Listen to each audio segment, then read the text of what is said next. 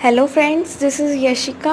आज हम बनाएंगे वाटर ड्रॉप। उसके लिए मैंने यहाँ पे डॉम्स की पेंसिल्स का यूज़ किया है और हम एक सर्कल ड्रॉ करेंगे। सर्कल ड्रॉ करने के बाद शेडिंग स्टार्ट कर देंगे। शेडिंग कंप्लीट होते ही जो सर्कल है उसका जो अंडर एरिया है उसे क्लीन कर देंगे इरेज़र की हेल्प से, और फिर इनसाइड साइड में हम पेंसिल की हेल्प से शेडिंग करेंगे और फिर ब्लेंडिंग करना स्टार्ट कर देंगे।